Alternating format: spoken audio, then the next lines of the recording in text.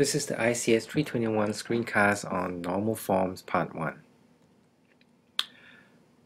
Now, if consider this the hourly employees tables again, and if you see that the hourly wages is actually determined by rating, meaning that there's a functional dependency where rating determines your hourly wages. So whenever you have rating is 8, hourly wages is 10, for example. Whenever rating is 5, hourly wages is 7. Now observe that the rating and hourly wages values are stored multiple times. So we have redundant storage here. And observe also that this redundant storage can cause some problems. For example, the update anomaly. If you want to change the hourly wages in row 1, then because you have a functional dependency where rating determines hourly wages, and this is an integrity constraint that needs to be enforced, then it basically means that you have to change all occurrences of that pair of rating hourly wages that got changed. The other problem is insertion anomaly. If you want to insert a new row into the hourly employee table, you need to know the hourly wages for the rating in order to insert that tuple into this table without putting any null values, of course. And there's also a deletion anomaly. If suppose I delete rows number 1, 2, and 5, then all information about rating 8 determining hourly wages 10 is gone. All the 8 and 10 info is gone. So redundancy in tables causes a lot of problems, and we want to avoid this. And one way to do this is to, well, let's break the table into 2 tables. Okay, so we pulled rating and hourly wages into its own table, and now you can check, are there any more anomalies? Update, insertion, deletion. Well, it's kind of solved actually. So we can remove redundancy by decomposition, right? And the pros is less redundancies, less anomalies. The cons is retrieving the hourly wage of employee now requires a join between the 2 tables. Now we would like to formalize the notion of redundancy in tables. So, and normal forms is the construct that we're going to use to do that. And it helps with the question, do we need to refine the schema? Do we need to decompose the table into 2 smaller tables? So if a relation is in a certain normal form, we're only going to study 2, BCNF and 3NF, then it is known that certain kinds of problems are avoided or minimized. This can be used to help us to decide, should we decompose this relation or not? Now, how does FDs fit into this? Well, consider a relation R with 3 attributes A, B, and C. If no FDs hold, it means there is no redundancy here. Now, given suppose the FD A determines B holds, then whenever tuples have the same value in A, they will also have the same value in B, meaning there is redundancy. So this gives you a clue of how we might structure normal forms. So let's look at our first normal form, called the Boyce-Codd normal form, or BCNF in short. Again, the definitions here are mathematical, therefore very strict and rigorous. Now let R denote a relation. X is a set of attributes from R, A is an attribute from R, and F the set of FDs that hold over R. We say that R is in BCNF if for all FDs of the form X determine A, note the right hand side is a single attribute in F plus, then either A is part of X, in which case it's a trivial FD, or X is a key or superkey. Okay, So super key here really includes keys. Okay, so the only non-trivial FDs that hold are key constraints. Now, if you recall discrete math, whenever in logic you have a for all condition, all you need is one counterexample to disprove this. So the negation of this definition is R is not in BCNF if there exists an X determine A in F plus such that it's non-trivial and X is not a key. Let's look at some examples. Are the following in BCNF? Let's look at the first relation. The only FDs that hold is FLD determines FLDAT. Remember, you can use the splitting rule to make this into 5 different FDs with one attribute on the right hand side. Now, are all of these 5 FDs key constraints? What do you think? Well, FLD is a key, and yes, all 5 are key constraints. So this relation, the first relation, is in BCNF. What about the second relation?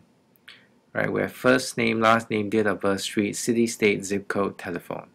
And suppose now that city state determines zip code. This is not always true, but let's suppose this is true in this particular application. Now, are all the FDs key constraints? Now, is C determines Z, is that a key constraint? Is the left-hand side of that FD, which is C in this case, is C a key of this relation?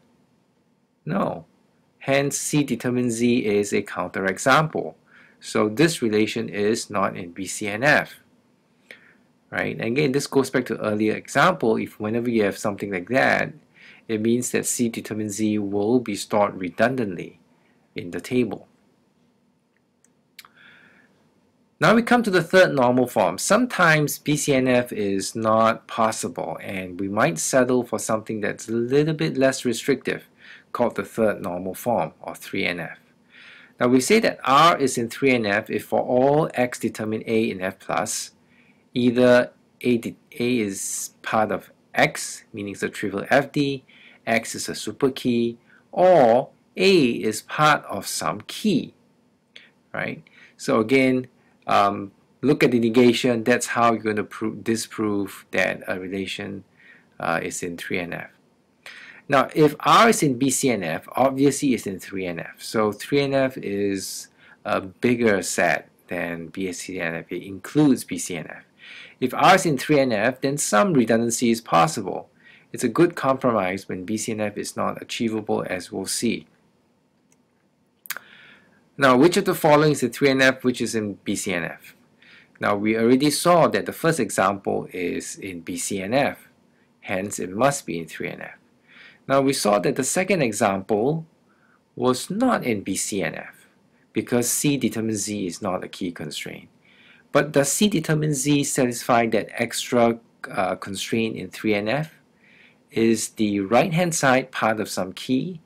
Well, is Z part of some key? No.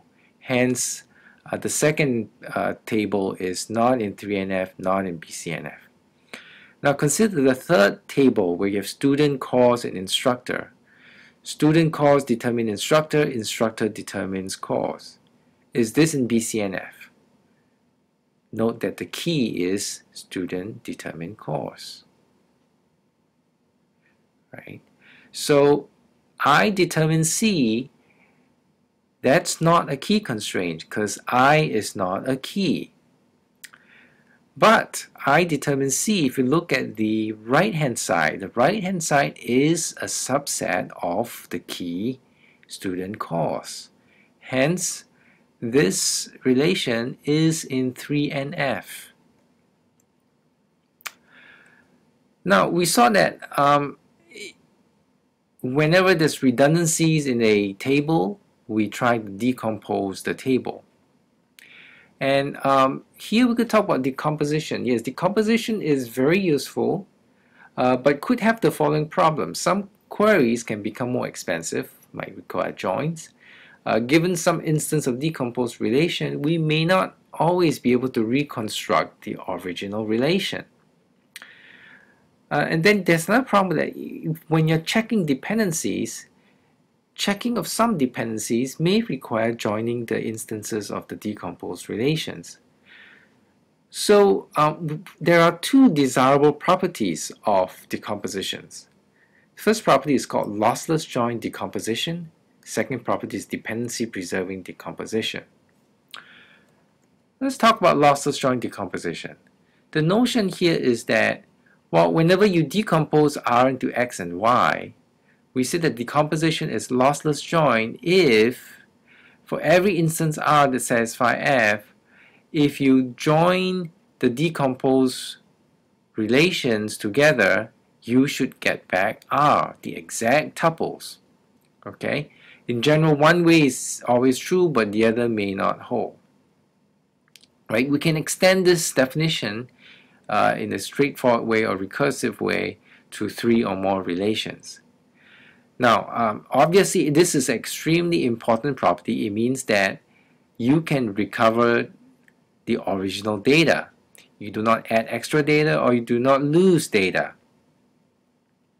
So, again, for the case when you only have two tables, well, there's a nice theorem that a decomposition of R into X and Y is lossless join with respect to F if and only if the closure of F contains the following FDs.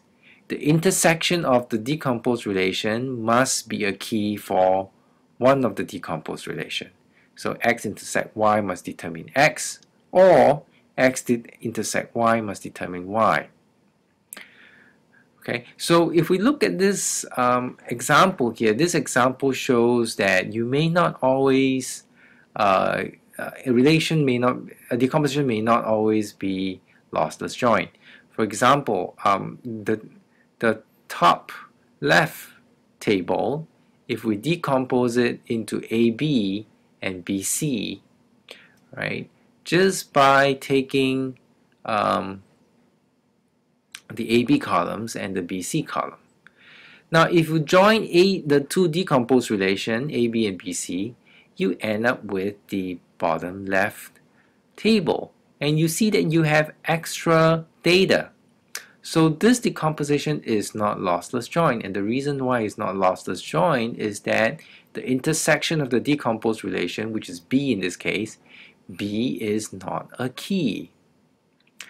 Now we'll talk more about decompositions in part 2 of this series of screencasts.